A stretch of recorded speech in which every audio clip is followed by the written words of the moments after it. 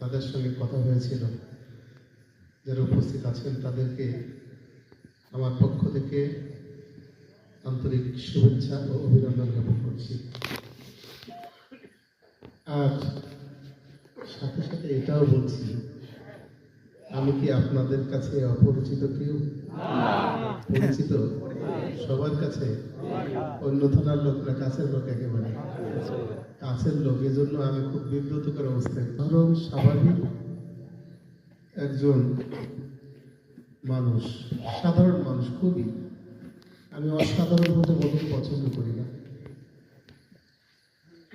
এই সাধারণ মানুষটাকে যখন একটু অসাধারণ কায়দায় উপস্থাপন করা হয়, এত বিশেষভাবে বিশেষায়িত করা হয় যার ন্যূনতম যোগ্যতা আমার মতো লাহাদের নাই, তখন আমি খুব বিব্রতকর অবস্থায় পড়ি।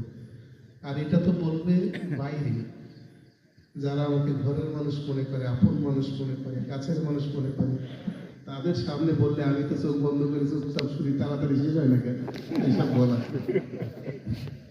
মেহরবানি করে এই বিব্রতকর অবস্থায় আমাকে ফেলবেন না। কারণ যাদের সামনে কথা বলছি এরা আমি দেখি না, কেউ আমার কাছে একেবারে অপরিচিত। এই চেহারাগুলো আমার সামনে আসেনি তা মনে হয় না।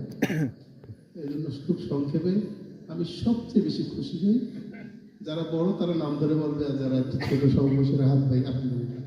এরপরে আগে পরে বললে আমার আর মন চায় না, সময় বুঝতে। পৃথিবীর ইতিহাস পর্যালোচনা করলে দেখা যায় সব সময় এতক্ষণ আমাদের দুজন জনপ্রিয় নেতার কাছ থেকে যে আগুন ঝরা বক্তব্য শুনেছি, এই বক্তব্যটা এই রক্তস্নাত রক্তে রঞ্জিত এই জমিনের জন্য অ্যাপ্রোপ্রিয়েট, খুবই অ্যাপ্রোপ্রিয়েট। কারণ যে জমিনে রক্ত ঝরে সেই জমিনে রক্ত ঝরার কারণে আগুন ঝরা বক্তব্যের মাধ্যমে এই জমি উর্বর হয়ে যায় এবং এই জমির ইসলামী আন্দোলনের জন্য দুর্জয় ঘাঁটিতে পরিণত হয়ে যায়। যে কারণে বাগেরহাট সদর উপজেলায় 10টি ইউনিয়নের মধ্যে সবচেয়ে সম্ভাবনাময় নেতৃত্বের ইউনিয়নের নাম হচ্ছে যাত্রাবাড়ি ইউনিয়ন। আলহামদুলিল্লাহ, আল্লাহ তাআলা এই জমিকে উর্বর করেছেন। কারণ এই জমিনে বিশিষ্ট ব্যক্তিদের, বিশিষ্ট আলেমীদের, বিশিষ্ট নেতৃত্বের রক্ত ঝরেছে। আল্লাহ তাআলা জমিনকে কবুল করেছেন, এটা আমরা বিশ্বাস করি।